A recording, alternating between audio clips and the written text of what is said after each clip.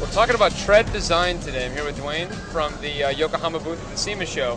And I wanted to do is have you walk us through the design. There's all these different things on a tire we've seen. A lot of people think it's just to make it look pretty, but so let's just jump right in. Sure. And this is the Advent Sport. So walk through what are some of the features on here, and why do I have grooves like this and other ones? Yep. Believe it or not, you look at a tire and you go, okay, wow, it's black and round, it's got little things on it. How could it be different? There are so many variables and so much time and effort goes into it.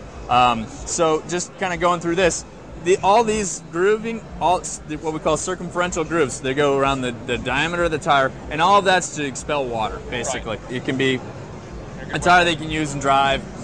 It's not a dedicated track tire. Right. Little things like this, like these little curvatures and whatnot, actually has done a lot for what's called NVH, noise vibration harshness. And that's testing that each tire manufacturer does. Right. And a lot of things go into it where, a little cut there makes it a lot quieter. Believe it or not, that's what works. This tire is that because it's kind of preventing like air rushing in? Is that air rushing in that's making that noise? Right, when you hear those big mutter tires on a truck. It's almost a muffler type of effect probably at times, sure. Right? Yeah, we can definitely use that. This tire was on Bentley, on the Continental, and so that's a huge car that weighs a lot, and someone spent a lot of money. They don't want to be hearing road noise. Right. So a lot of design goes into the tire.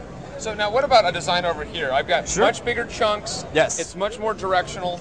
Yes. Here we're moving more towards the performance. Okay. And basically you've got these large shoulder blocks, which are, when you're turning, you're going to be moving over, making a lot of contact. Again, a lot more surface area. The closest you can get to a full slick racetrack tire is going to be better as far as performance. Not so ideal in the rain, but so the more rubber you can have touching the ground, that's what we're looking for. But again, the same groove is so it is very, very capable. But you don't have these, which means this might be a noisier tire. Correct. This will be a noisier tire, and it will. But at the same, you got to pick what you want. And this one, it's definitely going to be very nice, crisp turn in. The other thing you'll notice, this tire it's more square edges, and this will actually it'll pull you into corners, and you'll feel it, and just boom, you're just right there, turning super crisp because it's got it's almost square like, where you'll see other tires, they're designed to round off. With race tires, they'll be it's just wham, it's like square, but that makes it harsher and noisier.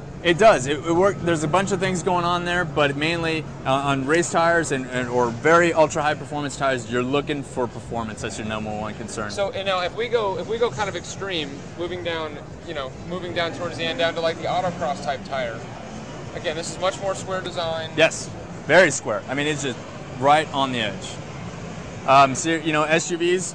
Like this is our SUV tire, our Advent ST, and what's going on here is you need these big meaty shoulder blocks because the cars weigh so much that they need to have a nice contact patch making the ground.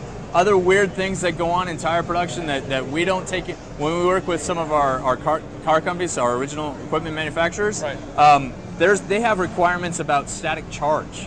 How much static charge a tire can produce. I've noticed some cars they get out of, you get shocked easier. Exactly, and they have requirements that it only produces X amount of static charge because it's a concern of theirs. All that stuff, So, it's not just that look, and the tire that's on your car is designed with the whole car in mind. And so when you're making changes, you're gonna have to think about that. So one more bit I want to cover. Yeah. These are for snow, correct? Correct. This is the Advent S4. It's our all-season tire. And these little cuts in the tire it's a biting edge when it's going into snow. And so it's what's called siping, and you'll see like snow tires will have a ton of them. Right. And that's just, again, to give it a biting edge, get it somewhere to go in the snow. But if it's coming down to like that snow-on-snow friction, which is where you're getting the traction, isn't it?